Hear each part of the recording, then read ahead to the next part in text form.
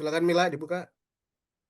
Baik, selamat malam. Assalamualaikum warahmatullahi wabarakatuh. Selamat datang kembali, Bapak, Ibu, dan teman-teman semua di obrolan Hati Pena. Dan malam ini adalah obrolan yang ke-184 ya. Malam ini sangat spesial karena ini malam Jumat ya dan merupakan bulan Ramadan juga. Dan lebih spesial karena kita kedatangan Mas Hairus Salim ya. Nah, nih Kak Anik nih, kalau saya dengar kata Elkis, saya langsung ingat waktu mahasiswa dulu, karena buku-buku Hmm. yang kita baca itu kebanyakan Elkis ya. Dan saat ini udah jarang terdengar. Saya nggak tahu apakah masih produktif begitu ya menghasilkan buku-buku. Nah, Nah, pembicara kita malam ini merupakan orang terpenting gitu ya di dalam Elkis ini, kira-kira gitu ya nanti Kak Anik sekalian ya. diupdate lah, Elkisnya masih ada atau enggak. Oh, boleh boleh. Tapi Iya, saya dengar Elkis langsung ingat mahasiswa dulu, wah ini kan buku-buku iya. yang terkesan berat saat itu ya. Kalau saat ini Hmm, kita bilang hmm. buku-buku berat ya bagi anak-anak Gen Z mungkin. Baik, nah Bapak Ibu dan teman-teman semuanya, semoga sehat-sehat malam ini ya. Semoga lancar puasanya. Malam ini kita akan membincangkan soal mencari Tuhan di dunia sastra. Seperti apa tuh ya? Jadi akan membicarakan kira-kira Tuhan yang tersembunyi. Wah, ini sangat filosofis dan sangat Hmm. dalam begitu ya. Dan pas sekali karena ini bulan Ramadan, jadi sangat cocok untuk menggali kembali, mengekspor kembali soal keimanan kita, soal spiritualitas kita begitu ya. Dan malam ini pembicaranya juga sangat tepat untuk membicarakan soal itu. Bukan begitu Kak Anik? Ya, betul Mila. Kita secara khusus menghadirkan Kiai sekaligus Tuan Guru ini dari Jogja ini, Kiai Banjar, Tuan Guru Banjar nih. Hmm. Dan kiprahnya di dunia tulis menulis, dunia aktivisme, gerakan Islam dan lain sebagainya ya nggak diragukan lagi. Nah, baru sekarang kita ketemu langsung, berkesempatan hadir di obrolan malam ini dan secara khusus malam ini kita membahas beberapa catatan penting yang sudah sempat diterbitkan beberapa tahun lalu oleh Mas Ayu Salim itu berawal dari tulisan di serial ya, tulisan di Mojok tentang kritik sastra, tapi analisis khusus tentang religiusitas di dalam dunia sastra. Beberapa kali kita sebenarnya punya tema itu juga, kita pernah bahas sastra dan sufisme, Abdul Hadi WM dan seterusnya gitu ya. Nah, ini ada cara pandang lain bagaimana agama itu dibedah atau Tuhan itu disembunyikan dalam aksara di kalimat-kalimat sastra. Saya melihat beberapa podcastnya Mas Heri Salim juga pernah membedah khusus Pramudia Anantatur gitu ya. Dan di buku ini banyak sekali sastrawan, karya sastra yang dibedah, dilihat sisi agamanya itu seperti apa gitu ya. Eh, bukan hanya sastrawan Indonesia tapi di buku itu, tapi juga sastrawan dunia juga seperti Paulo Coelho dan eh, macam-macam lah. Ada 20 apa 30 tulisan ya, Mas Salim ya. Nah, Ya, tapi sebelum kita masuk ke pembahasan itu, nanti sekalian karena Mila penasaran Elkis itu sekarang seperti apa, mungkin Mas Salim juga cerita sedikit Elkis sekarang seperti apa gitu. Nah, kita akan pancing dengan video naratif sedikit untuk memulai agar kita satu frekuensi kira-kira. Eh, nah, sebelum itu juga saya kasih tahu ke Mas Salim bahwa ini forum ini setiap Kamis digelar, jadi sudah ke 184 dan forum ini dibuat oleh komunitas Satu Pena yang isinya penulis, wartawan, penulis buku, penulis AI, macam-macam lah. Yang penting adalah para pegiat aksara, kira-kira begitu, gitu. Jadi ini reguler, tapi ya mungkin karena malam ini bertepatan dengan Ramadan mungkin agak berkurang pesertanya. Biasanya ini agak banyak, tapi kita juga setelah ini juga tayangkan di YouTube yang diabadikan di sana gitu ya. Silakan Mas Bayu.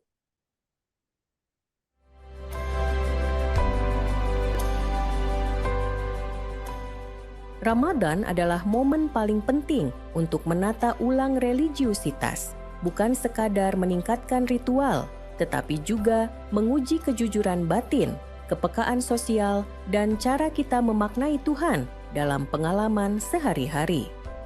buku Hairus Salim HS, Tuhan yang Tersembunyi, renungan dari balik aksara, terasa relevan karena bergerak di wilayah renungan, mengajak pembaca bercermin lewat teks-teks sastra untuk membaca ulang kerumitan hidup beragama dan pengalaman manusia yang tidak selalu rapi. Buku ini tidak berhenti pada kritik sastra, melainkan memakai sastra sebagai pintu masuk untuk menanyakan ulang di mana kehadiran Tuhan dirasakan, mengapa kadang terasa jauh, dan bagaimana iman bekerja di tengah paradoks hidup. Buku ini merangkul ambiguitas moral. Kebaikan keburukan tidak selalu mudah dipetakan, dan religiositas tidak otomatis identik dengan tampilan luar yang meyakinkan. Keraguan dan pencarian tidak diperlakukan sebagai musuh iman, melainkan bagian yang manusiawi dalam proses memahami diri.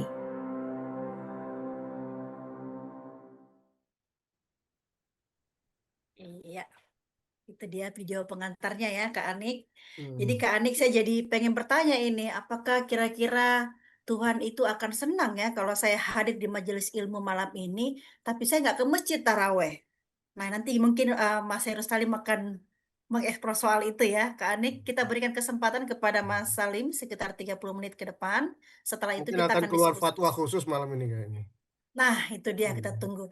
Silakan Mas Salim. Ya, oke. Selamat malam. Assalamualaikum warahmatullahi wabarakatuh. Waalaikumsalam. Mas Anik, senang sekali ketemu Mas Anik lagi. Kemudian Mbak Mila, saya suka dan senang sekali diundang di Yes. forum ini. Ya, jadi senang karena tentu saja ini juga malam Ramadan, kita akan membicarakan satu tema yang mungkin agak sedikit menyempal gitu dari tema agama gitu. Jadi dia tidak persis membicarakan agama gitu, tapi juga tidak persis membicarakan sastra sebenarnya. Jadi dia sebenarnya berada di antara dua itu gitu. Jadi saya ingin cerita dulu awalnya ya. Jadi kira-kira 2017, 7 atau 8 tahun yang lalu, saya menawarkan ke teman-teman Mojok untuk menulis esai setiap hari di bulan Ramadan. Nah, mereka bilang, oke saja Mas, silahkan tulis gitu. Tapi saya bilang ini bukan esai tentang agama, tapi ini saya menceritakan pengalaman saya membaca karya sastra gitu. Oh ya, coba dikirim dulu satu gitu. Terus saya kirim satu ya esai, tidak panjang tapi juga tidak pendek, dan ternyata mereka sangat suka. Oke Mas, ini tiap hari seperti ini tentu sangat menyenangkan katanya. Nah, jadi saya tulis kira-kira habis taraweh, kemudian saya tinggal tidur gitu, nanti pagi bangun sahur saya cek lagi baru saya kirim langsung. Nah, jam 8 atau jam 7 pagi biasanya sudah tayang di Mojok selama 29 hari Ramadan pada Ramadan 2017 itu gitu. Nah, saya membicarakan sekitar 17 novel dan 13 cerpen ya. 13 pengarang dari Indonesia dan 17 pengarang dari mancanegara gitu. Jadi macam-macam, agamanya tidak hanya Islam. Tetapi saya tidak membicarakan misalnya, jangan berharap saya membicarakan misalnya ayat-ayat cinta, misalnya begitu ya. Karena ada yang nanya, kenapa nggak ada ayat cinta Mas gitu. Nah, karena ada dua hal yang mungkin muncul di dalam karya sastra yang saya lihat itu. Pertama yang sifatnya adalah kritik terhadap agama ya, kritik terhadap pemahaman beragama gitu, kritik terhadap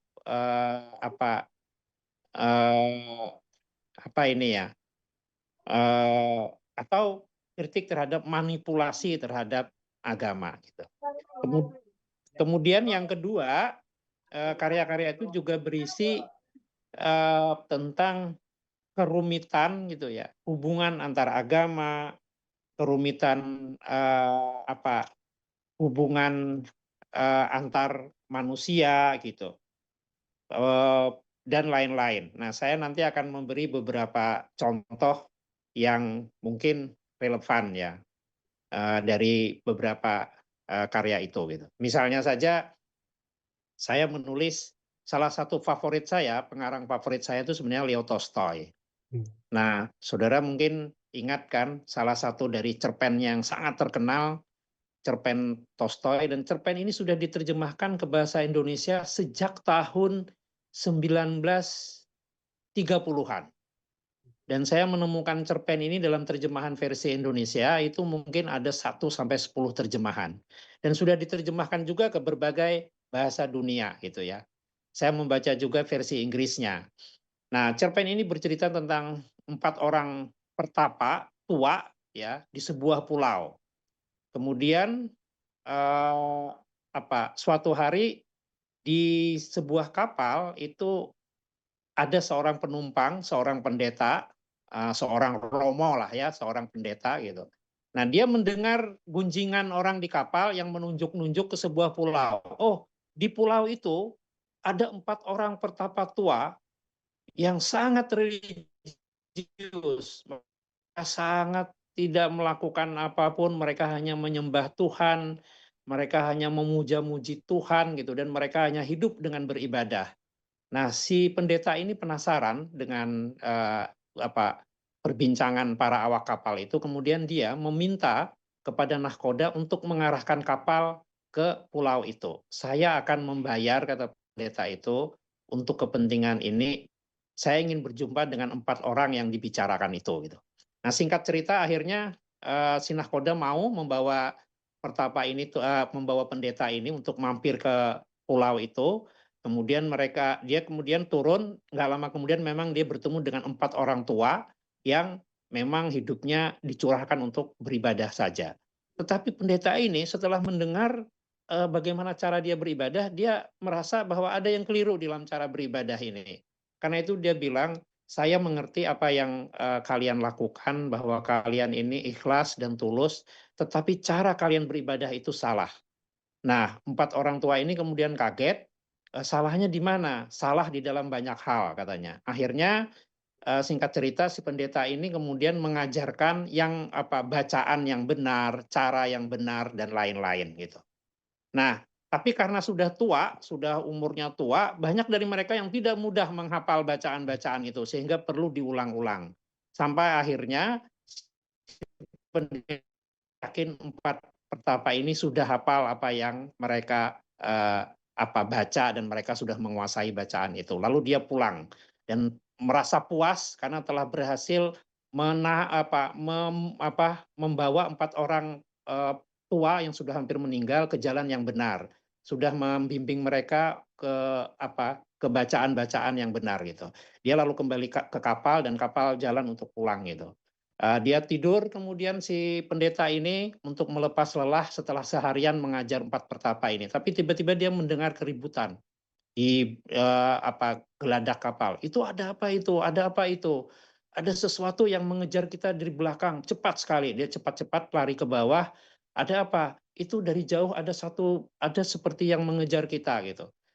Makin dekat, makin kelihatan ternyata yang mengejar itu adalah 4 pertapa yang berlari di atas laut gitu ya, di atas permukaan laut.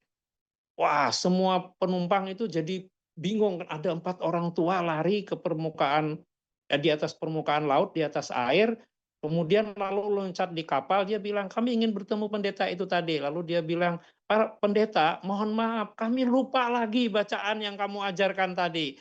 Tolong diajarkan kami lagi," katanya. Pendeta itu menyaksikan itu, dia langsung bersujud dan merebah menurunkan kakinya. "Para tuan sekalian, kan kalian yang harus belajar ke saya. Sayalah yang belajar kepada kalian," katanya. Nah, saya kira ini kan menarik ya. Nah, dalam cara menulis saya kemudian merefleksikan apa ini gitu ya. Ini apa sih gitu cerita ini gitu ya. Ada orang yang merasa paling benar sendiri, ingin ngajarin orang lain gitu segala macam ya. Di sisi yang lain ada orang yang tulus, rendah hati gitu, menyembah Tuhan gitu. Nah, semangat seperti pendeta ini kan di mana-mana banyak ya seperti itu gitu. Nah, itu satu yang saya refleksikan. Yang kedua, yang menarik bahwa cerita ini sebenarnya sangat populer di berbagai agama, ya. Tolstoy ini seorang Kristen anarkis, ya, Kristen ortodoks di Rusia sana, dan dia tidak terlalu mengikuti ajaran formal, dia memahami kekristenan dengan caranya sendiri gitu. Tetapi misalnya di Islam, kisah orang yang bisa jalan di atas air ini kan banyak sekali gitu. Yang paling terkenal misalnya adalah Malik bin Dinar gitu. Kenapa dia disebut Malik bin Dinar? Karena suatu kali si Malik ini naik kapal laut gitu, tapi dia ditagih untuk bayar, dia nggak bisa membayar, katanya saya nggak punya uang gitu. Jadi saya ingin menumpang, tidak bisa, Anda harus bayar gitu. Saya tidak punya uang. Dia kemudian dipukuli gitu ya. Nggak lama dia pingsan, nggak lama kemudian dia ditagih lagi, setelah dia siuman ditagih lagi, kembali dia bilang saya nggak punya uang, jadi saya mohon diizinkan untuk menumpang.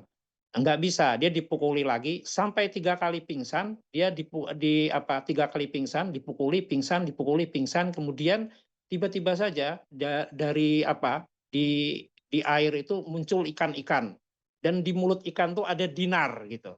Nah, dinar itulah yang kemudian diambil oleh Malik untuk membayar. Tapi sebelum itu kejadian, seluruh nahkoda kapal dan penumpang itu langsung bersimpuh ya, bersujud gitu. Karena itulah lalu Malik bin Dinar ini Malik itu disebut bin Dinar karena peristiwa itu gitu. Jadi ada juga saya menyinggung perbandingan cerita-cerita seperti ini. Contoh lain lagi, nah ini yang saya suka, ini dari India. Nanti ada satu yang saya mention yang dari Indonesia ya. Dari India itu judulnya mungkin Mas Anik kenal, sudah tahu ya, dulu diterjemahkan beberapa tahun yang lalu. Tidak terkenal mungkin karena judulnya yang memang tidak menarik ya. Pengarangnya namanya Syed Waliullah gitu. Pohon tanpa akar judulnya. Jadi kalau dilihat dari judul ini mungkin orang tidak tahu. Nah, ini novel di India terbit tahun 1940-an gitu ya. Tapi bercerita tentang sebuah makam yang sebenarnya nggak ada, gitu loh makam itu. Jadi ada sebuah kampung yang sangat kaya, gitu ya, tapi dianggap kurang beragama dalam pengertian formal ya. Sementara di kampung sebelahnya itu sangat miskin, tapi sangat rajin beragama gitu. Nah, saking miskinnya itu digambarkan di sana kopiah itu jauh lebih banyak daripada peci untuk sholat itu jauh lebih banyak daripada wadah nasi gitu loh. Saking miskinnya gitu. Nah, dari tempat yang miskin inilah kemudian seorang ustadz datang ke tempat kampung yang kaya ini. Dia bilang, tahu nggak kalian, saya kemarin bermimpi bahwa di tempat kalian ini ada sebuah makam gitu loh. Makam seorang wali gitu, yang kalian tidak hormati. Kalian tahu nggak bahayanya tidak menghormati makam seorang wali, seorang ulama gitu. Karena dia memang seorang pembicara yang top, bisa meyakinkan orang dan segala macam, akhirnya orang percaya, dia kemudian di mana makamnya? Oh iya di sana ada makam tua begini. Oh ini makamnya gitu. Nah, makam itulah kemudian yang diolah menjadi sebuah pemakaman wali gitu. Orang akhirnya pada ke sana gitu, segala macam gitu. Dan si ustadz ini memelihara makam itu meski dia tahu sebenarnya itu adalah makam itu nggak ada, bukan wali, dia ngarang-ngarang aja dan dia hidup dari situ gitu. Oke, saya nggak akan spill semua bagaimana akhir cerita ini gitu, tapi membaca ini kan sangat gimana ya, menghantam banget ya gitu ya. Jadi, oh gila, tahun 1930-an seorang pengarang di India sudah gelisah dengan fenomena yang mungkin eh, apa apa penyalahgunaan atau manipulasi terhadap makam dan lain-lain. Kodifikasi. Iya, kodifikasi itu. Nah, jadi singkat cerita itu saya sebenarnya banyak mengulas, membicarakan karya-karya itu baik cerpen maupun novel ya. Ada banyak dari India, ada juga dari pengarang dari Amerika, ada ya Paul Coelho juga ya, Alchemist itu juga saya angkat gitu. Ada satu lagi Mas Amik, pas 2017 itu pada bulan Ramadan itu Dawa Merharjo meninggal dunia ya. Nah, ketika saya sore itu mendengar Mas Dawam meninggal, saya lalu ingat Mas Dawam kan bukan pengarang cerpen ya, tapi dia menulis cerpen gitu. Nah, saya ingat dia pernah menulis cerpen judulnya Anjing yang Masuk Surga gitu. Dan itu juga diterbitkan kumpulan cerpennya itu. Sekali lagi Mas Dawam bukan pengarang, tapi dia beberapa kali menulis cerpen, mungkin ada 15-an cerpen. Nah, untungnya saya waktu itu juga sempat membeli kumpulan cerpen itu. Nah, itu saya bahas Anjing yang Masuk Surga. Itu yang menceritakan kayaknya ini memang diceritakan Mas Dawam sebagai apa ya, cerita yang basisnya mungkin berdasarkan pengalaman nyata. Jadi ada keluarga Arab dari Pekalongan yang kelas menengah tapi rajin beragama, rajin beribadah segala macam, tapi dia memelihara anjing. Nah, anjingnya itu beberapa kali diracuni oleh tetangga-tetangganya. Itu dianggap najis, kita tahulah masalah ini ya. Nah, dia sedih sekali, kenapa orang kok jahat sekali pada anjing gitu. Nah, dia menceritakan itu sebenarnya. Jadi lebih kepada cerpen suasana ya, cerpen psikologis bagaimana sebuah keluarga itu disingkirkan, kemudian diancam, terpukul hanya karena memelihara anjing, dianggap sebagai satu kejahatan besar gitu. Nah, kemudian salah satu anjingnya itu yang dia pelihara seperti sebuah keluarga itu kemudian meninggal ya, mati gitu. Si keluarga Arab ini kemudian mengadakan pemakaman, lalu memakamkan anjing itu karena anjing itu sangat berjasa di keluarga itu, menghibur anaknya, menemani segala macam gitu. Lalu dibacakan doa dan lain-lain. Dalam bercerita dengan demikian anjing ini adalah anjing yang masuk surga. Nah, ini juga bagi saya refleksi ya terhadap pemahaman kita terhadap anjing yang kadang-kadang nggak manusiawi, kita makan. Bahkan dalam mungkin di beberapa tempat sampai sekarang aja masih ada itu orang yang membunuh anjing itu menganggap ibadah gitu kan. Nah, itu. Nah, itu beberapa contoh dari cerita-cerita yang saya tulis gitu ya. Saya ini beberapa teman nanya, apa sampean nggak capek Mas tiap malam menulis seperti itu? Nah, saya membongkar sedikit rahasia. Saya bilang dari berapa ya? Dari 13 novel dan 17 cerpen itu sudah saya baca umumnya mungkin 20-an, 25-an. Saya mungkin hanya membaca 5 yang baru di itu gitu. Jadi ini saya katakan saya sudah investasi bacaan beberapa tahun yang lalu. Bukan kalau saya malam ini mulai membaca, besok mulai membaca, ya mungkin hari ketiga, hari keempat saya sudah pingsan dan hari ketujuh mungkin meninggal dunia ya. Nah, ini juga mungkin catatan buat teman-teman yang ini karena ada banyak yang kok bisa nulis tiap malam begitu. Ya saya sebenarnya menulis seperti sedemikian cerpen itu membekas di ingatan saya gitu loh. Nah, saya juga menulis ini dengan tujuan yang sebenarnya simple, tapi ini saya ingin sekali agamawan itu membaca sastra sebenarnya. Agamawan itu membaca sastra atau secara umum orang-orang yang beragama itu sudi membaca sastra itu. Kenapa? Kita punya contoh lah ya, Gus Dur, ya Mas Dawam, segala dan lain-lain gitu ya, Romo Mangun di Indonesia dan lain-lain itu adalah agamawan yang membaca sastra gitu. Loh memang kenapa? Ada dua hal yang membedakan saya kira. Sastra ini, tapi ini bukan sastra agama yang didaktik ya, yang menggurui ya. Jadi saya menghindar dari agama yang ingin datang sebagai pemecah masalah gitu loh. Ingin datang sebagai solusi. Itu saya tidak itu yang saya yang membekas di kepala saya tidak seperti itu. Tapi sastra yang meninggalkan renungan gitu. Kenapa? Karena sastra itu tidak menawarkan atau sastra yang baik itu tidak menawarkan sesuatu yang hitam putih gitu ya. Ada banyak orang baik, misalnya dia menampilkan tokoh yang sangat baik, tapi pada saat yang sama ada sedikit kurangnya. Mungkin ada jahatnya sedikit, mungkin ada jeleknya sedikit gitu. Pada saat yang lain gitu, sastra menampilkan tokoh yang mungkin kita sebut dalam istilah sastra itu tokoh antis misalnya. Ya, yang lain dia orang yang baik gitu. Misalnya paling enggak dia baik terhadap ibunya, dia baik terhadap anaknya, dia baik terhadap tetangganya, misal. Jadi sastra itu sebenarnya selalu menawarkan hal yang tidak hitam putih dan yang mendorong orang untuk merenung gitu. Itu satu. Beda dengan mungkin agama ya, dengan agama. Agama kan tentu agak lebih hitam putih ya, kamu nggak bisa ditawar-tawar, wajib ya wajib misalnya, ini salah ya salah gitu ya. Nah, kenapa di situ jadi penting sastra? Karena dia tidak menawarkan sesuatu yang hitam putih. Gitu. Kemudian yang kedua, di agama itu, di sastra itu, kalau ada yang namanya kebenaran, lalu kemudian bentuk kebenaran yang paling ini itu adalah Tuhan, sehingga Tolstoy mengatakan di mana ada cinta, di situ ada Tuhan, atau di mana ada Tuhan, di situ ada cinta. Itu Tuhan itu adalah sesuatu yang dicari, gitu loh.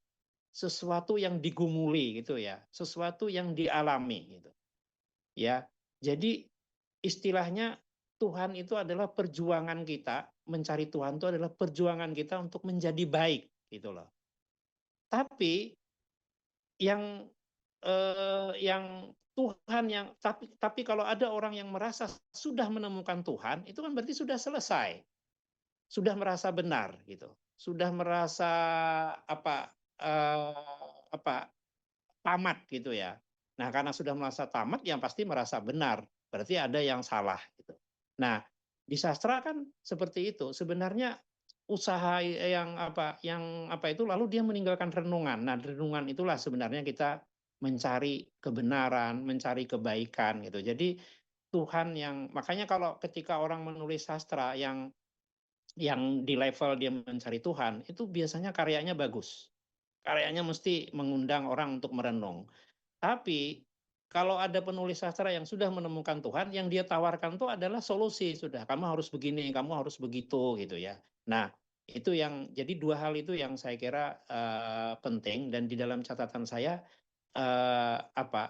sastra yang menawarkan untuk atau mengajak kita untuk mencari Tuhan inilah sebenarnya sastra yang jadi kalau misalnya mencari Tuhan di sastra itu nggak akan ketemu karena itu adalah proses orang untuk menjadi itu proses orang untuk menemukan gitu dan ya memang ada bahaya kalau merasa menemukan itu gitu jadi itu beberapa pengantar saya jadi ada 13 novel ada 17 cerpen yang saya bicarakan di sini. Nah, saya tidak membicarakan puisi gitu ya karena mungkin itu hal yang lain dan memang jauh lebih sulit meskipun sebenarnya banyak sekali puisi-puisi yang sangat dalam dan yang sangat terbuka untuk ditafsirkan lebih luas gitu. Nah, saya hanya cerpen dan novel gitu. Mungkin itu ya. Jadi yang kemudian buku itu setelah terbit tiap hari lalu teman-teman menawarkan untuk diterbitkan jadi buku ya alhamdulillah ya sempat lama sekali dan cukup laris. Artinya laris itu saya dapat royalti yang lumayan lah ya untuk buku itu gitu. Jadi dilihat dari royaltinya gitu. Nah itulah jadi motif saya menulis itu sebenarnya memang mengajak teman-teman yang beragama teman-teman untuk juga melihat karya sastra gitu. Sehingga dengan cara itu kemudian juga kita melihat agama itu lebih pada pendekatan manusiawinya ya, tidak pada pendekatan doktrinernya gitu. Nah itu yang saya maksud dengan Tuhan yang tersembunyi itu. Jadi dan yang menarik proses membaca itu kadang-kadang bisa beberapa kali gitu ya. Jadi ketika dibaca pertama kali kita nggak paham, ketika dibaca yang kedua kali kita tidak setuju karena sifatnya yang mungkin tidak sesuai dengan pandangan keagamaan kita. Tapi ketika mungkin dibaca dengan yang ketiga, yang keempat, kita jadi mungkin paham ya. Nah, disitulah pentingnya karya sastra yang seperti ini karena dia mengajak kita untuk berdialog, mengajak kita untuk diskusi, mengajak kita untuk merenung. Oke, saya kira itu sebagai pengantar ya, Mbak Mila ya, Mas Anik ya. Beberapa mungkin nanti yang lain akan saya spill lagi beberapa karya yang lain yang saya bicarakan di sini. Oke, itu dulu. Oke, menarik sekali Mila. Iya. Tapi sebelum kita flurkan ya, silakan teman-teman yang mau mau berpendapat atau menanggapi nanti raise hand gitu ya. Saya mau sedikit memperluas, menambah Mas sedikit. Saya pengen ada nggak misalnya Mas Salim itu sempat menganalisis motif gitu ya. Mengapa mereka memilih misalnya media sastra sebagai medium untuk bicara agama. Misalnya kalau kalau kita belajar sastra itu kita belajar tentang musyawarah burung. Terus kemudian Mantiqut Thair ya atau Hai bin Yakzan itu bicara isu-isu agama dalam tingkat yang sangat sensitif, tapi mereka lolos dan diterima publik karena lewat sastra. Nah itu kan salah satu motif yang kelihatan gitu ya. Nah apakah Mas Salim sempat melihat secara keseluruhan agama masuk itu motifnya dia cuman representasi realitas yang ada atau sebenarnya ada motif tertentu di mana sastra itu lebih unggul ketika bicara soal agama pada tingkat tertentu yang sensitif misalnya. Oke, Mas Anik, persepsi terhadap sastra lebih unggul itu mungkin kalau dalam bahasa saya itu sastra itu bisa dianggap berbahaya sebenarnya. Hmm. Berbahaya ya. Saya ingin memberi contoh begini. Salah satu cerpen yang saya bahas itu judulnya Martir ya. Martir itu dalam bahasa Arab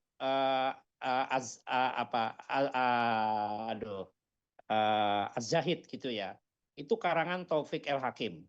Saya dulu karena saya ini dulu jurusannya sastra Arab, saya ingat sekali waktu dalam pelajaran tarjamah kami diminta untuk menerjemahkan ini ke dalam bahasa Indonesia gitu ya.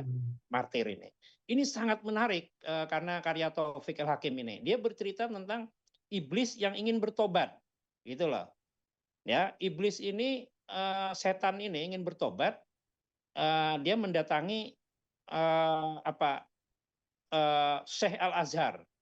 Dia bilang, saya ingin bertobat. Saya kan juga berhak dong mencicipi yang namanya cinta, yang namanya keindahan, yang namanya pahala, dan lain-lain. Masa kalian aja? Jadi boleh nggak saya bertobat?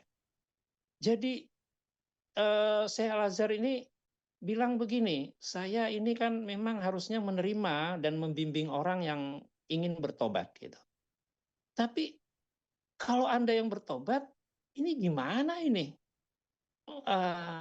Apalagi dasar agama ini untuk ada gitu kalau Anda bertobat gitu. A'udzubillahi minasyaitonirrajim harus kita revisi kalau Anda bertobat gitu. Enggak, gitu loh. Kira-kira gitulah dialognya. Saya nggak bisa menerima. Coba Anda ke ini, ke Vatikan. Coba ke mereka aja. Saya yakin mereka mau menerima kok. Jadi gitu ya, diserahkan ke Vatikan.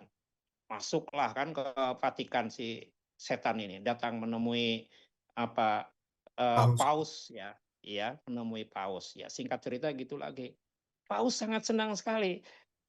Oke, berarti sudah selesai lah kalau kamu udah tobat. Tapi tiba-tiba dia sadar juga, loh, kalau begitu ini bangunan Vatikan ini nggak ada gunanya lagi ini katanya gitu loh. Saya juga udah habis pekerjaannya gitu, kira-kira begitulah ya.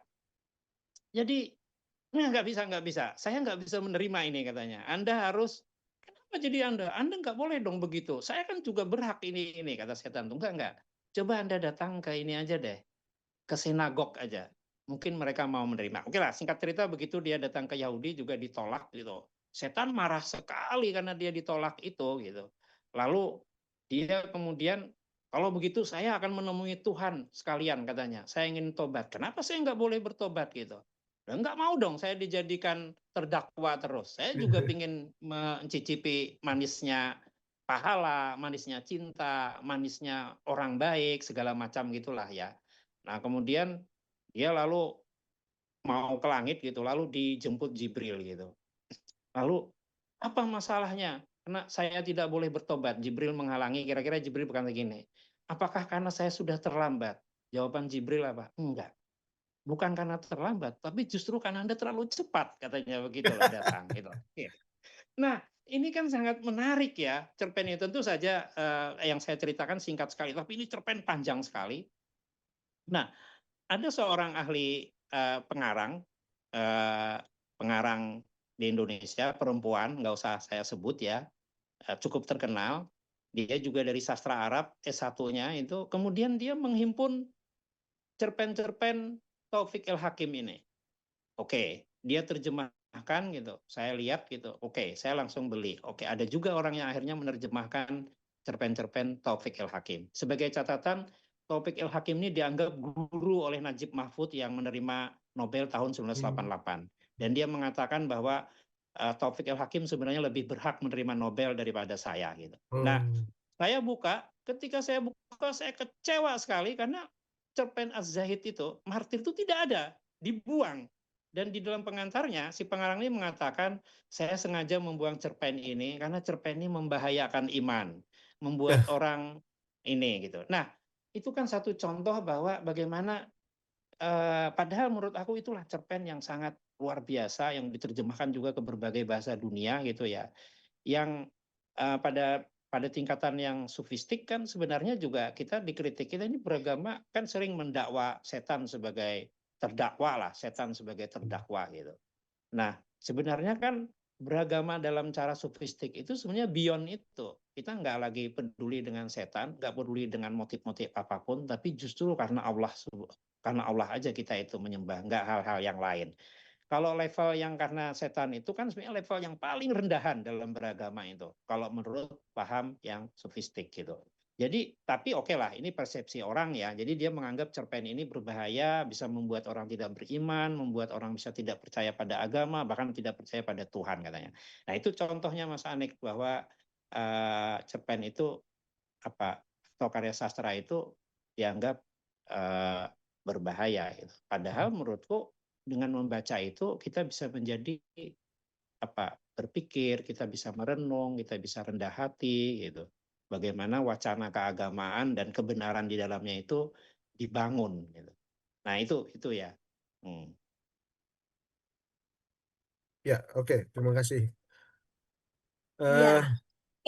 Makin Aku juga menarik. penasaran ini, Oh ya, penasaran juga nih dengan sebelum ke yang lain-lain dulu ya, Mas Salim. Saya sebagai orang awam ya, tapi saya pengen bertanya begini. Kalau tadi kan Mas Salim membuka kenapa sastra dengan dua alasan tadi ya, bahwa sastra itu membawa kita pada perenungan, mencari atau proses menjadinya manusia. Sementara agama itu lebih hitam putih, lebih ke doktrin begitu ya. Nah, bagi orang yang mungkin katakanlah awam, itu apakah ini justru tidak menimbulkan pemikiran bahwa seolah-olah agama dan sastra itu sesuatu yang sangat terpisahkan kah begitu? Ataukah bukankah agama itu, misalkan ayat Al-Quran beberapa itu kan bukannya juga indah gitu ya. Kalau kita bicara sastra kan keindahan, sesuatu yang puitis dan kadang-kadang tidak bisa dicerna oleh manusia dalam konteks kita sebagai manusia begitu ya. Nah, jadi ada sedikit kandungan sastra tuh di dalamnya kalau menurut saya gitu ya, Al-Qur'an misalnya begitu. Nah, kalau tadi itu Mas Halim seperti membedakan keduanya gitu ya antara sastra dengan agama seperti bertolak belakang. Apakah memang begitu adanya atau jangan-jangan penafsiran sebagian orang saja yang membuat agama seolah-olah sesuatu yang sangat doktrinal dan tidak seperti sedang mencari juga Tuhan gitu. Nah, itu mungkin boleh dieksplor lagi Mas Salim supaya tidak menimbulkan kesalahpahaman nih bagi yang awam-awam. Kira-kira kayak saya gitu ya yang masih awam, silakan. Ya, pada dasarnya kan semua karya tertulis pada awalnya disebut sebagai sastra, literatur gitu ya. Jadi sebenarnya kitab suci itu juga literatur pada awalnya gitu. Nah, karena itulah dikatakan bahwa semua karya sastra pada dasarnya religius gitu loh. Ya, jadi pembedaan itu terjadi gitu. Jadi alat yang dipakai itu kan bahasa ya, kata-kata gitu. Nah, aspek sastra dari Quran itu jelas ada, meskipun dikatakan bahwa Quran itu bukan karya sastra ya, tapi Quran itu mengandung di ekspresinya karya sastra. Dia pasti mungkin akan menyentuh orang untuk mungkin beragama, untuk meningkatkan iman dan lain-lain. Itu tidak bisa kita bantah gitu ya. Ada banyak cerita bagaimana orang karena mendengar Quran misalnya atau mendengar azan gitu atau apa itu bisa menjadi beragama atau meningkat imannya gitu ya. Nah, itu kejadiannya tapi memang mungkin kasuistik sekali ya. Dan banyak orang menceritakan bahwa ini hal-hal yang mungkin kasusnya mungkin partikular gitu ya. Karena tidak semua orang baca mendengar Quran kan bisa mau masuk Islam misalnya begitu. Atau bahkan yang Muslim aja belum tentu tersentuh kan karena juga tidak paham gitu. Tapi yang menarik, yang paham pun juga belum tentu lalu meningkat imannya. Misalnya kenapa orang Mesir, kenapa orang Arab Saudi yang mengerti bahasa Arab begitu-begitu aja gitu loh. Tapi kenapa orang yang justru tidak mengerti bahasa Arab bisa tersentuh gitu. Nah, ini kan aspek-aspek yang menyangkut soal rasa gitu ya, soal rasa. Di sana di dalam konteks yang ini. Tapi yang saya bicarakan sebenarnya lebih sifatnya universal ya. Ketika orang mau membaca itu, dia mesti akan meninggalkan renungan, mungkin juga akan meragukan. Nah, di sini bahaya gitu. Meragukan ini kan bagi orang yang beragama yang ini berbahaya gitu, meragukan.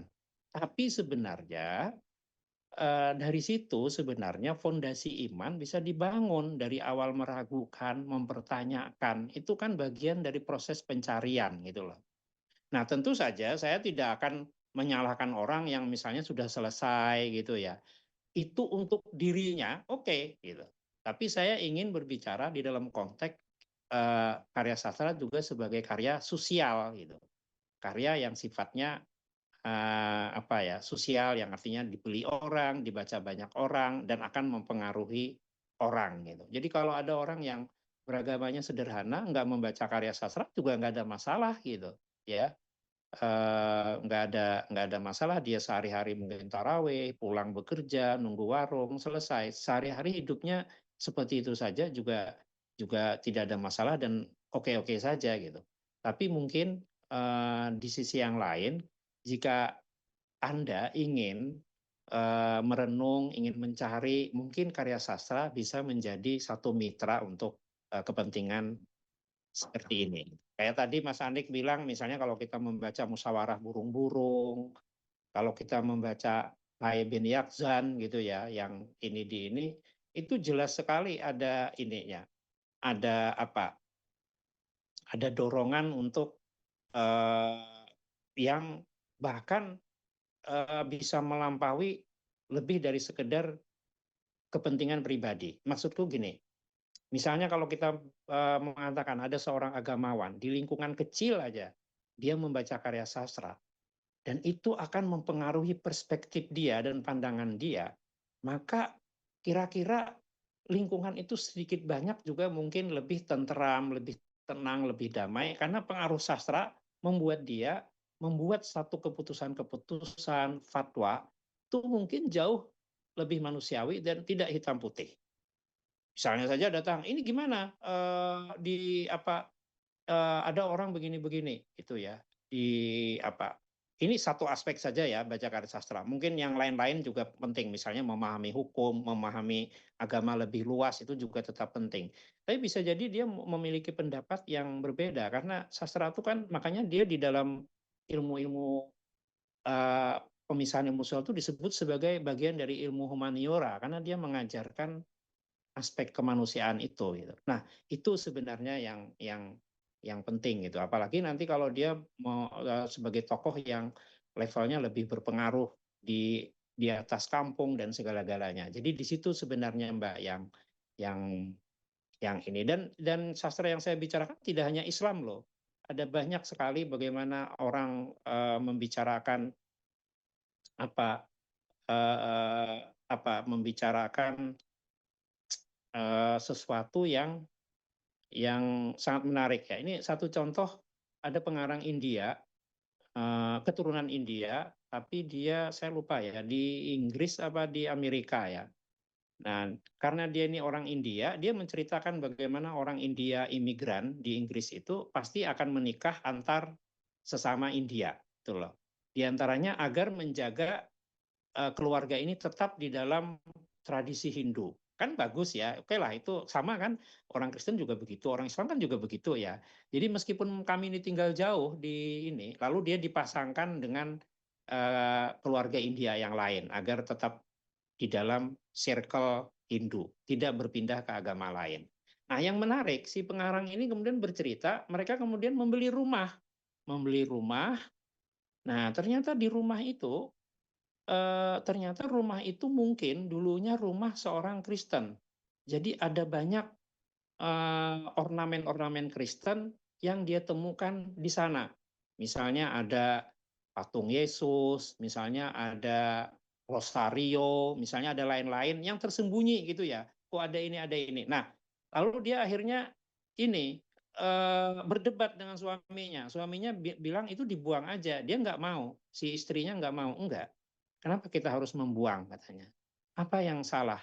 Dan dia di tempat itu sangat indah sekali gitu. Nah, ini diproblematisasi di dalam karya sastra ya, debat segala macam, meninggalkan renungan-renungan yang dalam bagaimana dialog antar agama berlangsung hanya melalui bukan orang Kristennya yang hadir, tapi melalui ornamen-ornamen di dalam rumah itu tertinggal gitu. Nah, itu saya kira contoh lain lagi dari rumitnya relasi itu, dan banyaklah lagi yang lain-lain, Mbak. Jadi itu ya, karena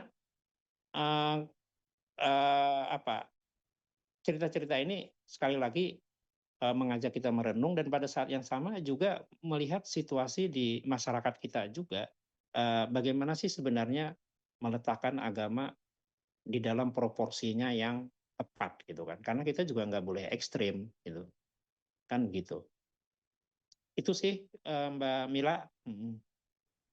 Iya, terima kasih Mas penjelasannya. Ini perlu perenungan-perenungan nih Mas Iya, Anik ya untuk bisa mantap. mencerna ya. Berat sekali.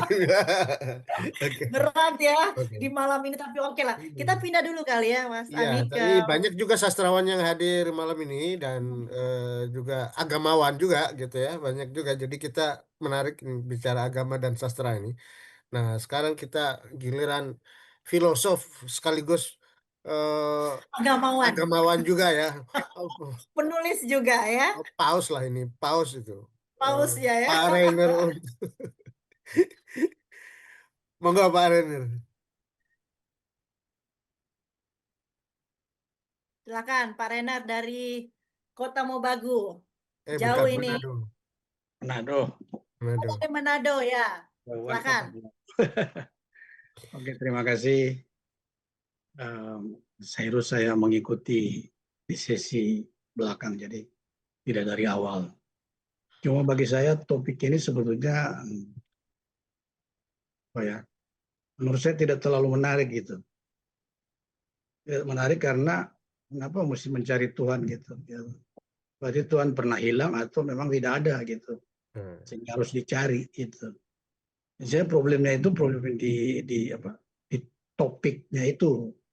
Yang sebetulnya saya lihat adalah sebenarnya bukan mencari Tuhan di dunia sastra, tetapi yang terjadi adalah krisis terhadap dunia sastra itu sendiri yang sebetulnya yang menghantam kita.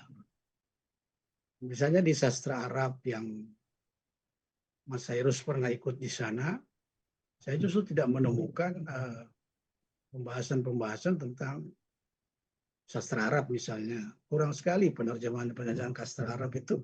Mas saya pernah baca si El Hakim itu, Tongkat El Hakim kalau nggak salah itu kumpulan cerpen.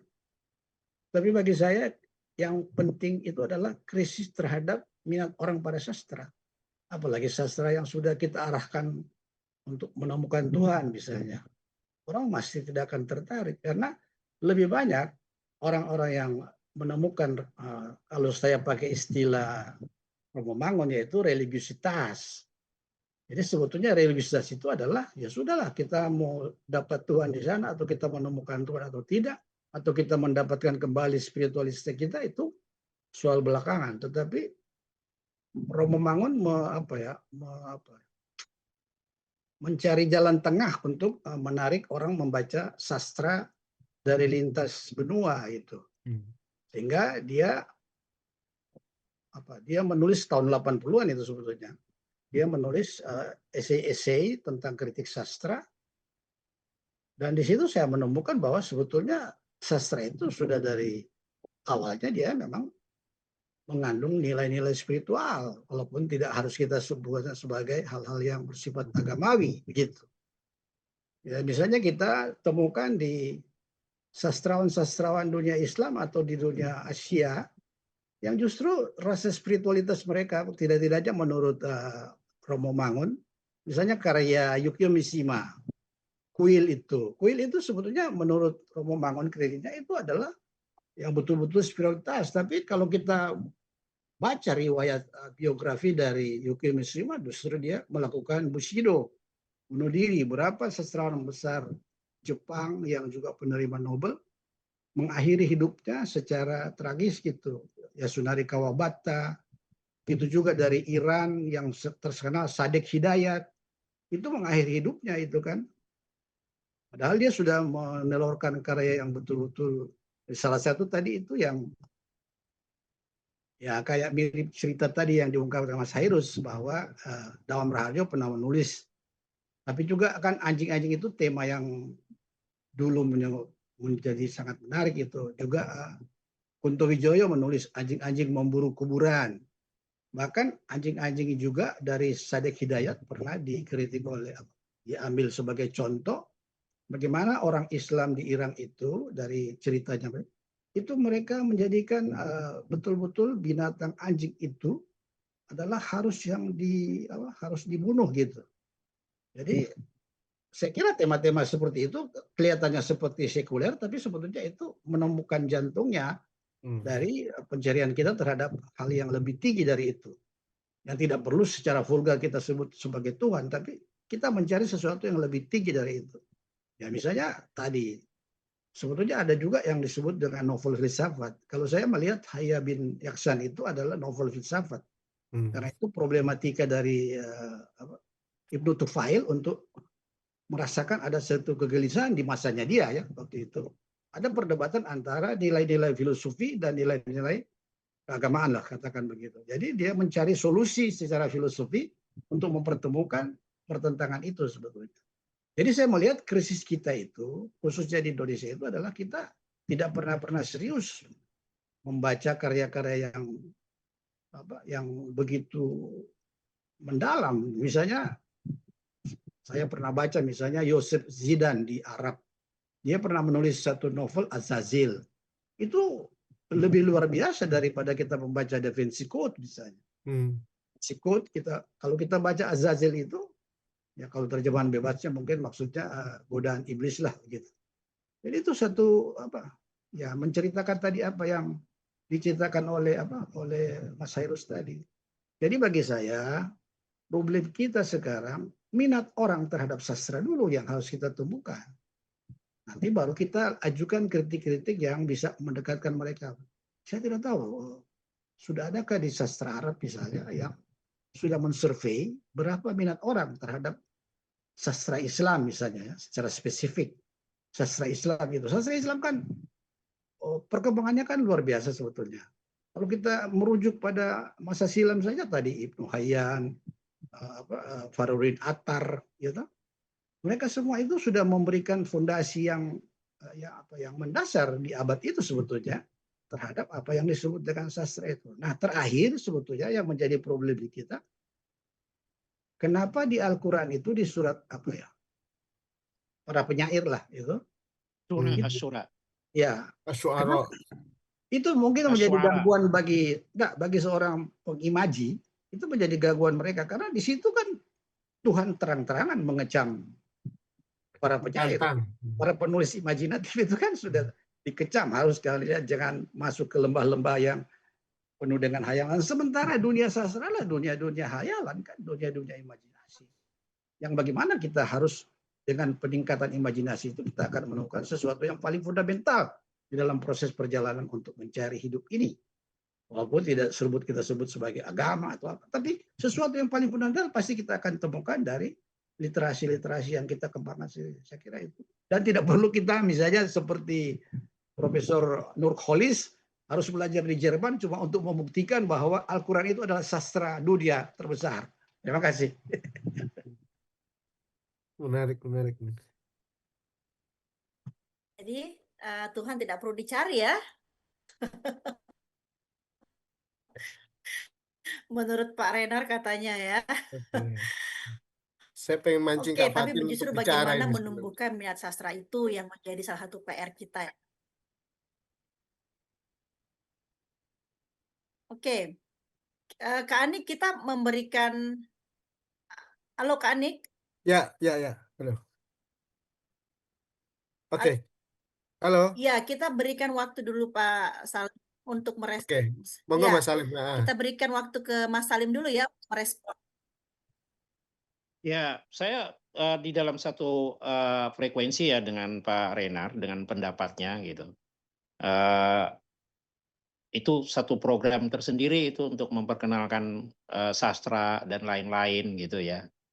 Jadi setuju-setuju aja, tidak ada problem. Saya kira dia melengkapi apa yang saya kemukakan gitu. Mencari Tuhan itu tidak dalam pengertian wujud itu aja ya, tapi juga mungkin mencari apa yang disebut sebagai kebenaran. Apakah itu usaha untuk mencari itu sendiri adalah kebenaran gitu, bukan mencari itu lalu didapatkan gitu. Jadi usaha mencari itu yang paling penting gitu. Jadi kalau sastra, bagaimana di sastra Islam tadi udah disebut banyak sekali. Sastra Arab itu luar biasa berkembang ya sebenarnya. Cuman mungkin karena dalam bahasa Arab kita tidak, tadi saya sebut misalnya Taufik El-Hakim yang menulis Az-Zahid itu ditulisnya justru tahun 40-an 50-an loh. Jadi tua sekali gitu. Nah, mungkin yang setara itu di Indonesia dalam konteks yang lain itu mungkin robohnya surau kaminya A. Nafis sebenarnya yang mengkritik cara beragama para jutawan atau para saudagar ya gitu. Tapi jadi mendorong orang membaca itu hal yang lain ya. Secara umum membaca, secara khusus membaca karya sastra itu bukan hal yang mudah gitu. Dan itu kita memang dari dulu krisis, pembaca buku kita nggak banyak, pembaca sastra kita juga nggak seberapa banyak gitu. Tapi kita ingin agar calon-calon pemimpin kita, entah pemimpin agama maupun pemimpin politik secara umum, kita harapkan mereka adalah pembaca buku, pembaca karya sastra gitu. Itu sudah sangat membantu karena mereka akan mempengaruhi kepala mereka, pikiran mereka, dan lain-lain. Saya kira itu Mas, saya terima kasih sekali dengan komentarnya Rainer, dan dalam banyak hal saya kira saya setuju, mendukung. Oke. Oke, terima kasih Mas Salim. Kak Fatin, saya pengen Kak Fatin tuh pernah cerita menarik tentang pertarungan antara agama dan sastra di dunianya. Masih nyimak nggak? Halo Monggo yang lain Kak kalau mau Fat. berpendapat, para sastrawan kita. Iya. Ya betul, karena di sini banyak sastrawan sekaligus agamawan sekaligus penulis, jadi lengkap ya di sini ya. Nah, sambil menunggu yang lain nih kita coba undang Kak Fatin. Kak Fatin juga seorang sastrawan, tapi juga agamawan perempuan pula gitu ya, dan punya cerita-cerita bagaimana hidup di masa di Padang dulu ya. Nah, Kak Fatin boleh cerita, boleh berkomentar terkait dengan apa yang kita sedang bicarakan. Halo Kak Fatin, apakah masih ada?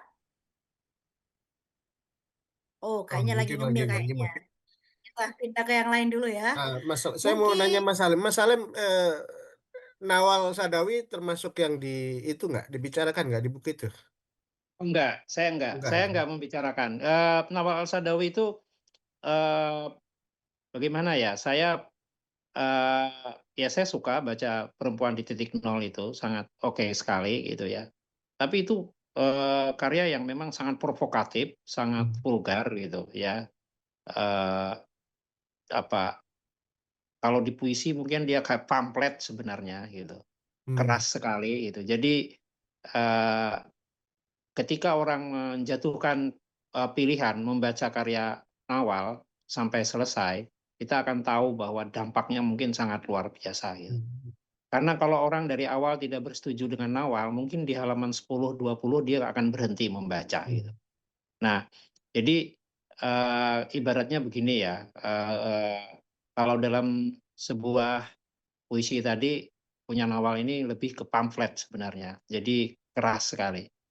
Nah, yang saya lebih ini, saya waktu itu juga mempertimbangkan ya Nawal ya, tapi kemudian tidak saya masukkan gitu. Saya juga membaca udah beberapa tahun yang lalu kan buku Nawal itu. Tapi itu tetap karya yang penting loh ya Mas Anik ya, Nawal itu. Sampai sekarang pun itu copyright-nya masih diperebutkan itu di Indonesia, dan baru-baru ini penerbit Jogja itu yang dapat membelinya.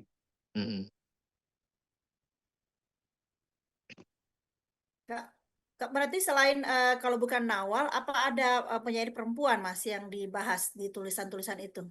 Beberapa pengarang perempuan sebenarnya yang saya bahas. Saya membahas satu novel Oki Madasari Oh, yang judulnya Maryam gitu. Yang ya bagus ya, itu novel bagus, dia membahas tentang dia mengangkat cerita tentang keluarga Ahmadiyah di di NTB gitu. Jadi kalau baca novel itu kita tahu bagaimana sakitnya orang yang disingkirkan, orang yang diabaikan hanya karena dia memeluk satu kepercayaan. Dan saya kira Oki Madasari bisa menggambarkan itu dengan cukup baik gitu ya. Dan kalau kita baca itu kita bisa merasakan, atau kita mungkin bisa membayangkan diri kita sebagai minoritas di sana gitu, yang disingkirkan. Bukan karena kita mencuri atau karena kita korupsi atau karena kita membunuh, tapi hanya karena kita mengimani sesuatu yang berbeda dengan kebanyakan orang. Nah, itu si ini ya, Oki Madasari gitu. Yang lain itu Jumpa Lahiri, itu yang saya bilang tadi, yang pengarang India itu sebenarnya Jumpa Lahiri juga seorang perempuan gitu. Siapa lagi ya? Ada satu lagi pengarang Iran yang dia bercerita tentang seorang perempuan yang kemudian menjadi ini yang saya agak surprise.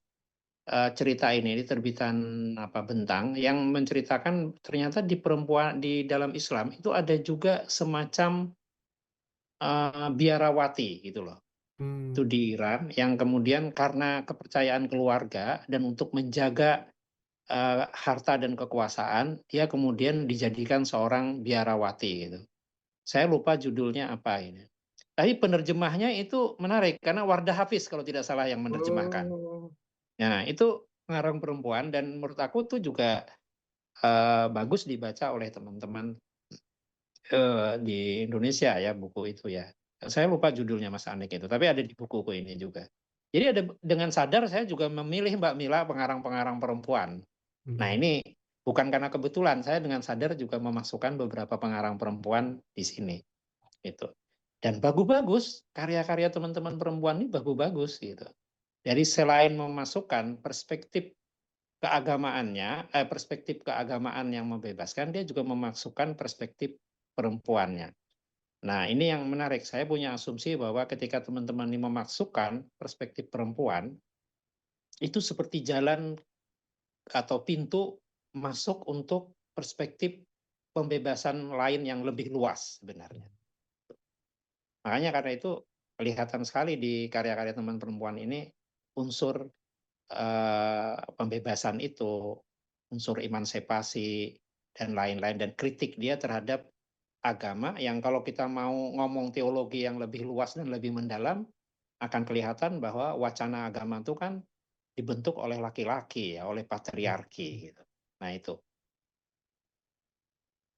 Mbak. ya, tapi di sisi lain marak juga karya-karya sastra remaja yang sebenarnya melawan mainstream pembebasan itu, Mas ya. Jadi yang eh, gerakan usro hijrah dan lain sebagainya itu kan banyak novelnya juga, novel cerpen, gerakan nikah muda dan lain sebagainya. Jadi Ya, Sempat merhati nggak pertarungan itu, pertarungan? sangat. Saya berada di mungkin di arena itu ya 10, 15, lalu 20, 15, 20 tahun yang lalu saya tahu pertarungan itu. Justru karena teman-teman ini sadar bahwa sastra ini bisa mempengaruhi orang, sastra jenis ini, mereka malu menciptakan atau membuat pelatihan-pelatihan sastra, melahirkan para penulis ya, yang lalu kemudian menulis sesuatu yang berbeda, yang saya bilang tadi bahwa mereka datang dengan satu visi bahwa agama adalah pemecah masalah, agama adalah solusi gitu. Problem apapun itu mereka bentangkan dan sangat bagus sebenarnya. Tetapi kita akan tahu bahwa stylenya akan kelihatan bahwa agama adalah pemecah masalah. Dan agama ini bukan dalam pengertian agama universal, tapi agama yang agamaku gitu loh, agama kami gitu. Itu kelihatan gitu. Dan bisa kita lihat banyak. Saya juga membaca karya-karya ini, Mas Anik dan Mbak Mila. Saya baca dulu ya untuk memahami tentang hal ini gitu. Jadi karya sastra itu ada yang menjadikan hanya agama sebagai latar belakang, tapi dia bukan karya sastra dia tidak membawa perenungan apapun, dia hanya menjadikan latar belakang. Tapi kalau teman-teman ini memang sangat ideologis, membawa agama sebagai uh, pemecah masalah itu ya. Bahkan dari segi ini, misalnya kalau kita bandingkan dengan Hamka lah ya, Hamka di dalam bukunya Merantau ke Delhi itu jelas sekali mengkritik poligami. Itu ditulis Hamka tahun 1930-an, 40-an, Merantau ke Delhi. Di dalam karya teman-teman ini, dengan wacana dan cara menulis yang sangat luar biasa, mereka bisa menerima poligami. Dan ini ditulis oleh pengarang perempuan.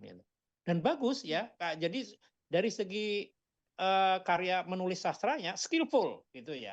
Skillful sebenarnya. Saya harus mengakui itu. Artinya ini mereka ini. Tapi visi mereka, insight mereka memang ke sana arahnya. Sehingga menurut aku ya mandeknya di situ. Gitu. Kalau kita bicara tentang sastra yang lebih luas di sini ya. Kenapa lalu karya ini ya hilang ditelan waktu gitu. Nggak ada kabarnya lagi gitu. Karena proses intelektual orang juga berkembang. Para pembacanya mungkin sudah tidak lagi seperti itu keinginannya gitu atau harapannya gitu. Dan pembaca baru mungkin tidak suka juga digurui seperti itu gitu. Karena ini makanya disebut didaktik ya, kayak menggurui gitu loh. Itu Mas ini. Jadi justru karena mereka sadar bahwa ada satu sastra yang seperti ini, ya kan bentangannya banyak lah ya, yang liberal, tapi yang ini yang sampai yang kemudian dengan semangat untuk mengajak merenung ini, yang saya pilih ini, itulah lalu mereka membuat karya sastra yang ini sebagai tandingan. Oke. Oke, Mila masih ada lagi? Kalau enggak saya Iya, pengen Mas Salim ini update tadi soal Elkis dan pertarungan wacana di Jogja sekarang itu loh. oke. Elkis masih hidup, Mas. Masih hidup Elkis. Jadi, tapi memang kemudian penerbitannya juga sudah tidak lagi Elkis. Kemudian namanya sekarang kalau bisa disebut reinkarnasinya namanya Penerbit Gading ya. Saya yang mengelola. Jadi Penerbit Gading masih menerbitkan buku rata-rata tiap tiap bulan. Kami juga nerbitin sastra dan lain-lain gitu. Karya-karya ilmu sosial, sastra gitu. Atau lebih banyak karya sastra, karya lama ya kita terbitin gitu. Nah, salah satu karya yang lama yang bagus itu kan Roti dan Anggur itu. Mungkin pembaca di sini pernah membaca itu tentang bagaimana gerakan bawah tanah komunis di Italia tahun 1930-an, 40-an gitu. Nah, itu dan lain-lain. Jadi masih ini, tapi memang lanskap politik kita kan sudah berubah ya, Mas Anik ya. Jadi LKIS memang tidak sebesar dulu lagi gitu, tapi dia sampai sekarang masih ada dan masih aktif gitu. Karena pergeseran-pergeseran di isu-isu nasional, internasional gitu, kemudian juga politik pendanaan dan lain-lain lah ya. Jadi berubah gitu. Tapi sekali lagi Elkis masih ada Mas, jadi udah sekarang di Jalan Parangtritis kantornya. Ya, Iya. tapi bukan saya lagi yang ini ya, yang memimpin yayasannya. Saya hanya mengelola penerbitannya aja. Namanya penerbit Gading namanya. Oke. Apa mungkin Elkis perlu sedikit ikut ke dalam tren-tren penulisan saat ini tanpa menghilangkan kedalamannya ya Mas ya? Misalkan dalam sastra gitu. Elkis pernah Supaya punya lebih tetap program. diminati oleh anak-anak muda. Elkis pernah punya kegiatan creative writing untuk anak muda. Jauh sebelum misalnya ramai-ramai sekarang ada bengkel menulis, ada klinik menulis dan lain-lain. Jadi kita udah melakukan kegiatan itu beberapa tahun yang lalu gitu. Ya masih sampai sekarang pun masih memang nggak terlalu besar dan lingkupnya mungkin lebih di Jogja ya, lebih atau kadang-kadang ke kawasan Jawa Tengah, paling jauh Jawa Timur gitu. Nah itu ininya Mas Anik gitu. Tapi tetap di ini ya, di track yang dulu lah ya, nggak berubah. Oke. Oke Mila, kita udah mendekati akhir di 5 menit terakhir. Masih ada ganjelan Mila? Atau Pak Rainer mau Iya, komentar akhir tentang tren tadi itu pertarungan wacana agama yang masuk ke dunia sastra itu? Sedikit Pak Rainer boleh? Oke, saya kira yang saya kembali lagi bahwa yang harus diperhatikan itu adalah krisis sastranya sebetulnya. Krisis sastra itu artinya krisis ide juga. Karena sumber dari sastra kan ide. Ide itu sifatnya imajinatif. Bagaimana bisa menjelaskan kepada publik bahwa imajinasi itu tidak bisa dibakukan dan tidak bisa dipatok di dalam satu tren misalnya. Ya, jadi seorang penulis, Siapa yang bertanggung jawab itu Pak Rainer? ya, seorang penulis ya silakan aja dia. Contoh misalnya kita dikejutkan pada tahun berapa? Tahun 60-an akhir ketika Ki Panji Kusmin yang kita nggak tahu siapa penulis itu heboh dengan Langit Makin Mendung. Jadi sebetulnya yang dipersoalkan waktu itu kan adalah yang dibela oleh Yasin adalah imajinasi itu. Imajinasi tidak bisa sebagaimana ilmu pengetahuan tidak bisa dihakimi lah, gitu kan. Sekarang krisis itu beralih dari imajinasi malah yang akademik pun sekarang menjadi harus dihakimi dengan kasus ijazah palsu. Jadi kita ini sebetulnya ada di labirin yang tidak jelas sebetulnya arah. Nah sementara imajinasi ini kan membutuhkan ruang yang seluas-luasnya. Tidak ada satu orang pun. Nah apalagi ada penerbitan seperti Elkis yang saya ikuti lama dan banyak sekali koleksi buku saya itu terbitan Elkis. Jadi saya merasa bahwa di situ letaknya kita. Apalagi sekarang ini dengan ancaman artificial intelligence. Bagaimana kita menghadapi itu? Imajinasi kita serahkan kepada kemampuan artifisial, akal imitasi ini. Nah, ini juga problem sebetulnya. Sehingga mau melatih orang menulis dengan kemampuan teknis apapun itu akan tidak punya hasil apa-apa kalau kita tidak bisa mematok bahwa imajinasi itu letaknya di mana itu. Dan haknya untuk berimajinasi itu di mana itu. Jadi makanya saya bilang itu krisis sastra itu yang sebetulnya yang harus kita paparkan untuk kepentingan. Apalagi kita di kelompok Satu Pena ini kan menghadapi krisis-krisis seperti itu kan. Apalagi cuma dibatasi pada satu kekayaan misalnya. Oh sudah kita batasi aja dulu. Kita belum bisa beralih bagaimana puisi esai itu menjadi novel puisi esai misalnya. Bisa kan kita keluar dari perangkap puisi esai tok gitu, lalu kita keluar dari labirin itu untuk mencari suasana-suasana. Sebenarnya saya terbayangkan juga sih bagaimana kita alih wahanakan itu puisi esai itu mungkin dalam bentuk fiksi yang lebih luas ya, menjadi puisi esai dalam bentuk novel atau dalam bentuk teater atau dalam bentuk film, sinematografi dan segala. Nah dari situ sebetulnya para para pengimaji ini akan menemukan ruang-ruang yang lain, dan mereka akan tidak dibatasi oleh mainstream apapun di dalam itu. Karena bagi saya imajinasi itu tidak ada mainstreamnya, dia leluasa saja gitu. Kita nggak bisa mematok dia dalam satu labirin atau dalam satu patokan. Nah, imajinasi ini tuh gini loh. Jadi itu problemnya di situ. Jadi saya kira penjelasan dari Mas Hairus itu betul-betul telak bagi kita sebetulnya para peminat penggerak di bidang dunia sastra ini. Kita ini sebenarnya adalah pasukan troops dari para pengimaji yang tergabung di Satu Pena atau di Esoterika dan sebagainya. Jadi bagaimana kita meluaskan ini sebetulnya untuk, karena kita punya kan modal yang cukup, Satu Pena modal yang cukup, Yayasan Esoterika punya modal yang cukup. Tapi kalau kita tidak mau keluar dari barikade itu, ya kita akan kesulitan untuk mencari lagi nasionalis yang baru di dalam menghadapi krisis sastra itu. Saya kira itu tambahan saja. Terima kasih. Oke, Mila. Ya. Tanggapi Saya dikit kira, ya. saya kira sekalian closing ya, Mas Oke. Salim ya. Saya setuju Pak Renar. Jadi memang, tapi menurut saya begini ya, iklim kesusastraan kita itu sangat baik sekarang itu. Dan banyak sekali pengarang-pengarang muda kita sangat luar biasa, imajinasinya sangat berkembang. Pengarang-pengarang muda yang sekarang itu juga cara menulisnya juga jauh sangat lebih baik gitu ya, skillful sekali gitu, dan imajinasinya sangat luas. Siapa Mungkin misalnya? contoh paling Cantik Itu Luka.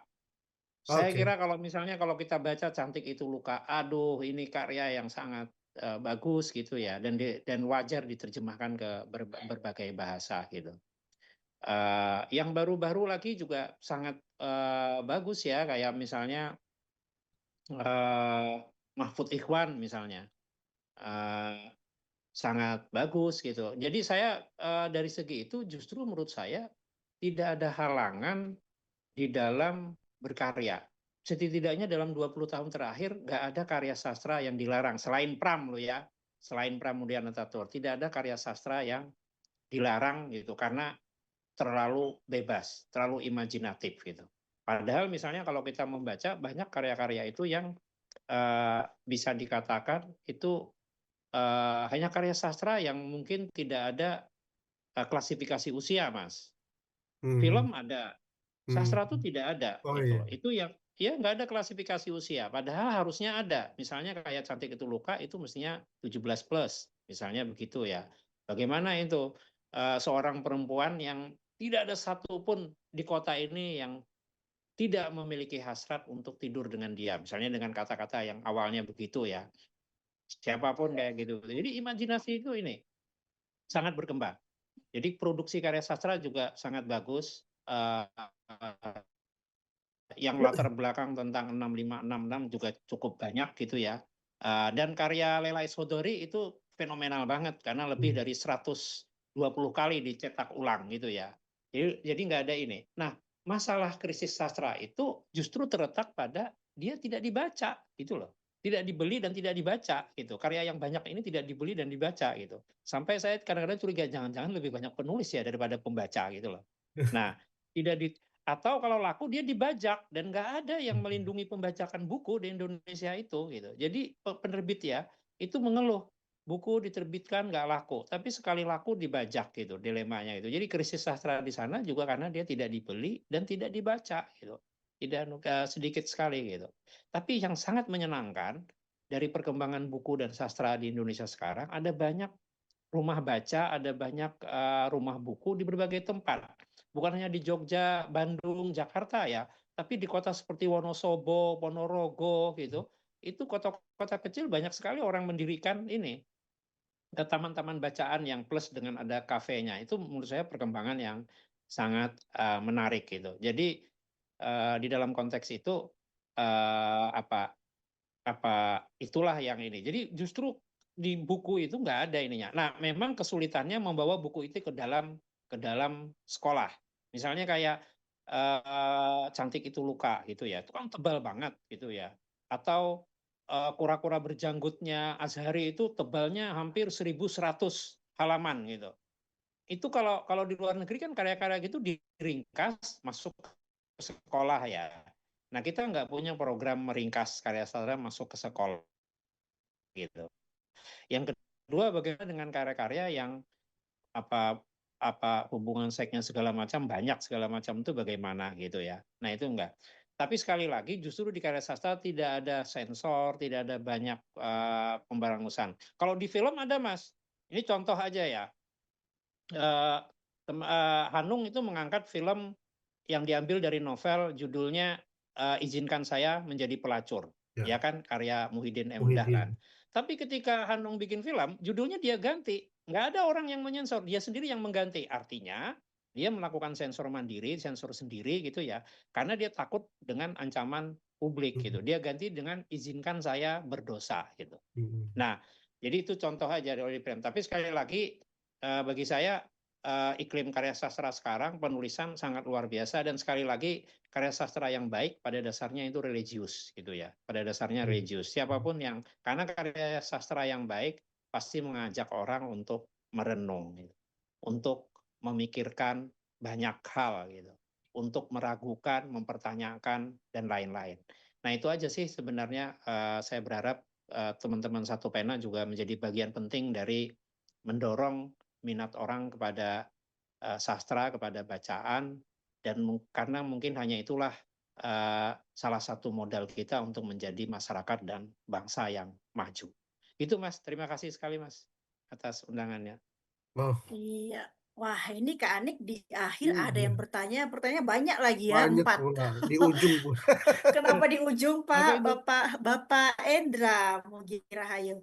Halo Pak Endra, Pak Endra mau bicara langsung atau mau dibacakan saja ini? Karena sudah capek nulis harus dibacakan ya, Mas Anik Eh, ya. Ya, ya, Ah, mohon oh maaf ya, ya, silakan. mohon maaf saya memang di akhir baru gabung, tapi karena saya menyimak keseruan yang kalau saya nanti masuk di tengah-tengahnya itu akan mengganggu diskusi para suhu, para ilmuwan, para sastrawan. Jadi saya memang di akhir, tapi ini mohon maaf mungkin dilihat dari video, mungkin saya terlihat yang melihatnya sih paling muda dari semua peserta malam ini ya. Nah, ini mungkin kegelisahan atau bukan kegelisahan tapi pertanyaan sebagai seorang pemula yang baru ingin belajar tentang jurnalistik, tentang sastra, baru akan belajar. Dan ini menghadapi tentang ketika kita akan, mohon maaf kalau mungkin pertanyaannya ini menuju ke agak sedikit mungkin bisa dibilang pragmatis, tapi juga bisa dibilang ini sebagai penentu untuk kedepannya seperti itu. Jadi melihat krisis tentang minat baca yang ternyata juga baru dibahas juga barusan di closing itu tadi, termasuk dengan oleh Pak Rainer dan juga Pak Hairul Salim juga barusan dibahas. Itu ketika saya juga mengetik, tapi tadi juga mau ini tetap saya kirim atau enggak, tapi ya udah ini saya kirim seperti itu. Jadi mau ini tidak perlu dibahas, tapi ini menjadi pertanyaan yang memang harus saya tulis dan harus saya ketik dan saya harus kirim, karena itu pesan dari Pak Ani. Ketika kita mau menulis itu memang ya awalnya aja dengan menulis dan tulis-tulis aja apa yang ada di pikiran seperti itu. Jadi kalau memang waktu sudah habis, besok jawabannya akan saya tagih ketika ketemu dengan Pak Ani saja. Terima kasih. Oke. Oke, tapi Mas Salim mau sedikit komentar soal itu? Ya, saya kira ya itu Boleh. bukan hanya kita Mas, bahkan orang Jepang pun sudah mengeluh yang bahwa banyak orang sudah meninggalkan membaca ya, pindah ke gadget gitu sudah ini. Tapi sekali lagi Pak, itu perkembangan di dunia sastra kita di ini justru sebenarnya baik ya, mencerahkan, dan banyak perkembangan-perkembangan yang menarik. Tadi berdirinya berbagai rumah buku, perpustakaan, rumah baca, dan lain-lain. Kemudian produksi karya sastra juga banyak. Kemudian banyak juga karya sastra yang diangkat ke film gitu. Bahkan produser-produser film itu berburu karya sastra gitu. Saya beberapa kali dihubungi beberapa produser atau rumah produksi ya, kenal penulis ini bisa nggak membujukin dia untuk karyanya diangkat gitu. Cuman memang dari segi bayaran memang mereka masih mengeluhkan ya, jadi penulis kurang dihargai agak tinggi. Tapi sudah banyak tuh laut berceritanya Lela Sodari misalnya diangkat jadi film gitu. Jadi banyak sekali. Nah, justru kalau yang kurang itu nih menurut teman-teman ya, justru dari segi jumlah kurang, dari segi kualitas sangat kurang kemampuan para penulis skenario sebenarnya untuk mengangkat karya sastra ke film. Itu sangat ini sekali gitu. Saya pernah ketemu Hanung, saya cerita karya sastra ini asik loh Mas diangkat jadi ini. Dia gimana cerita? Dia ketawa ngakak, bagus sekali, menarik sekali itu katanya. Tapi siapa yang bisa bikin seperti itu ya, kayak film-film Iran yang hanya pendek 10 menit, 15 menit, 20 menit. Kita kekurangan orang penulis skenario ya, yang bagus sebenarnya. Dari segi jumlah juga memang kurang, padahal produksi karya sastra banyak sekali yang bisa diangkat menjadi film. Termasuk dalam pengertian yang lebih luas ya, biografi tokoh-tokoh itu kalau diangkat jadi film bagus semua. Sehingga film kita jangan didominasi oleh film horor-horor yang begitu. Tapi pada saat yang lain memang kita kekurangan penulis skenario juga ternyata Mas Anik gitu. Jadi kalau Mata Pena mau ini bagus tuh pelatihan penulisan skenario misalnya dari karya sastra diangkat jadi film gimana gitu. Tadi kan juga relate dengan apa yang dikemukakan oleh Pak Rainer ya, memvisualisasikan itu. Itu kan penting itu ya gitu. Itu sih Mas Anik ya. Terima kasih. Oke. Terima kasih banyak pencerahannya luar biasa malam ini. Mila? Iya, terima kasih nih. Kita sudah lewat dari waktu yang seharusnya ya, 9:30. Biar ada waktu untuk itikaf mungkin ya. Karena di sini agamawan gitu ya. Setelah ini ke masjid lagi mungkin. Jadi kita sangat mengerti soal itu. Jadi kita tutup ya Kak Anik ya pertemuan malam ini dan meninggalkan perenungan. Memang jangan selesai malam ini. Kalau ada kesimpulan kan kita nanti nggak belajar lagi ya Mas Salim ya. Jadi habis ini kita merenung lagi nih. Habis ini apa semua yang kita diskusikan malam ini. Info saja Mas Salim bahwa di Satu Pena itu memang tadi Mas Ani sudah sampaikan ini merupakan webinar rutin dan setiap minggunya kita membicarakan banyak topik ya. Termasuk juga ada beberapa kegiatan yang terkait dengan penulisan-penulisan begitu, termasuk juga sastra.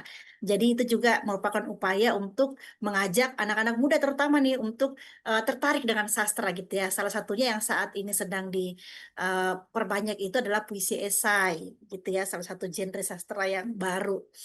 Begitu. Baik, terima kasih kepada Mas Hairul Salim untuk pencerahannya, untuk mengajak kita merenung ya, belajar lagi terkait dengan sastra dan ketuhanan. Juga terima kasih kepada Pak Rainer, kepada Mas Endra tadi yang sudah memberikan respons ya, pendapat, masukan, dan pertanyaan. Juga kepada Kak Anik untuk malam ini, terima kasih. Dan semua yang sudah hadir malam ini, semoga sehat-sehat semuanya, lancar puasanya, dan sampai ketemu di webinar minggu depan. Silahkan Mas Bayu.